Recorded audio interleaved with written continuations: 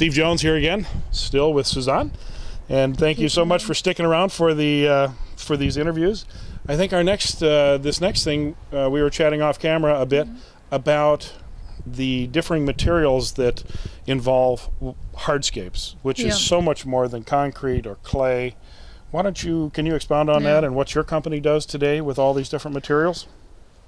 Well, we started out as paver installers.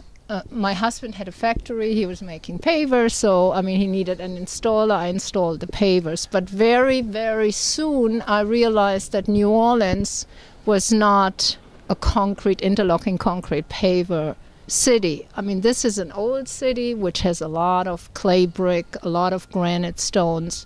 So we started learning how to install those, and then of course all the restoration work that came with it. But there are so many other materials now, natural stone, travertine, all kinds of materials get imported from Brazil, in general, South America, and we bring a lot of stones down from Pennsylvania and Tennessee. So the jobs that I personally like best are the ones that mix those materials and that really call for a quality installer. The way the economy is going, I simply do not believe that people like us have a future doing only one thing. You just cannot make any money anymore if you only install pavers and want to keep your crews going. We had talked earlier about the difficulties with quality above the installations.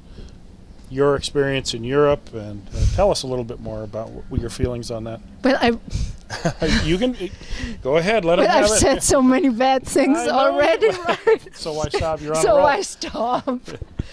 Well, I don't think they can censor the internet. right. Well, they can always shoot the screen. Well, that's true. Okay. Anyway, I'm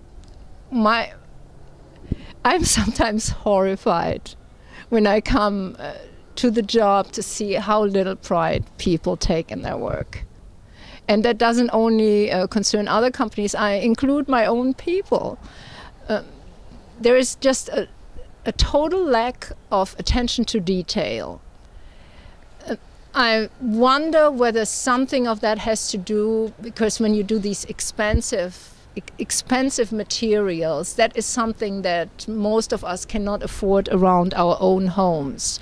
So we don't care, because we don't have that. That's considered, but it's these rich people that can afford it or something. But the reality, I think, is just a lack of craftsmanship. There is no real schooling for that. It's all based on experience. Very simple. When you look around, I mean, I'm looking at this building behind me, and what I see is, okay, somebody fixed the brick wall. Sort of. And I don't want to turn the camera around because you'd be. Yeah. It's pretty bad. It's pretty bad, but they do this now on purpose in some buildings to make it look old. Now, I come from a very old continent, and nobody would ever make anything look that old. On purpose. On purpose. Exactly. I mean, there's when I've been to Europe, everywhere. I've seen walls thousands of years old, and they look a lot better than what we've got. That's was exactly fixed a couple of years ago. And I mean, I don't know what you think, Steve. Obviously, the old guild system is inappropriate, but why can't we have some kind of trade schools that teach people, how to actually put in a clean grout joint instead of smearing it all over the brick? Or we've struggled that in our industry, as you well know. I opened the school for advanced segmental paving a number of years ago. Oh, polymeric sand glued all over the surface. Let's not do that. That's a bad one. I was not supposed to wet the pavers before I swept the sand.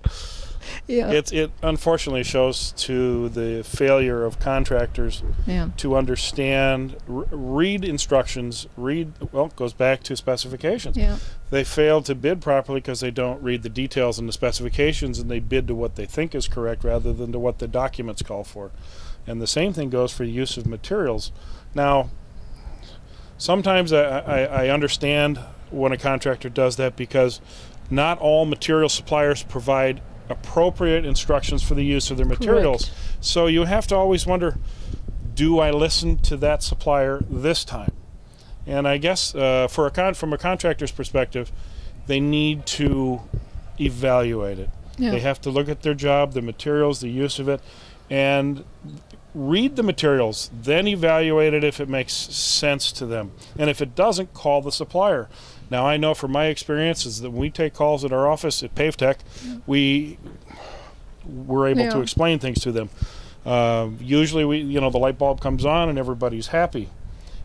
The most disappointed calls we ever get are people who call after the fact. And the first question we always have, did you read the instructions and the specifications? And usually the answer is no, because I already know how to use it.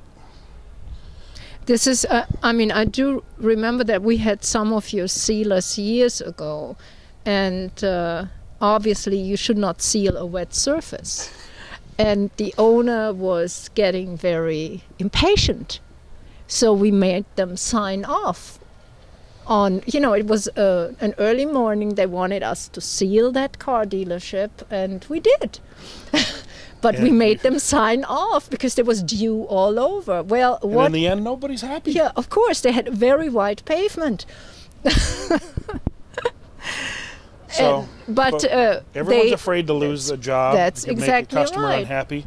But sometimes you have to hold your ground. You have to hold your ground, where we did not. So what was the result? Yes, it did not cost us any money, but these people never did business with us again, even though they had insisted, even though there was a butt-saving paper trail there, we still went ahead and did what they wanted and still lost the customer doing what they wanted us to do. We should have stood our ground, definitely. And that's a good time to bring a supplier into an argument like that, or a discussion, because a contractor should take the heat off himself by saying, we can't do this because it's just not allowed by the materials. Yeah. So don't, I think a contractor is many times put in a difficult position under pressure to do things that they know better, and they don't reach out to the companies or the industry support that's out there to help them with their discussions with their customers, whether it be a commercial job or even a homeowner. Yeah, but that's why I think it is important that you get vendors that really supply this kind of service.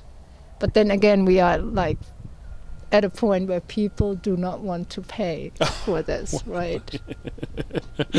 And they say, well, I can buy a cheaper product somewhere else. And that's right. That's always true. Yeah. You always can. So, That's well, that was a great discussion. Thank you so much. Thanks again. Appreciate it.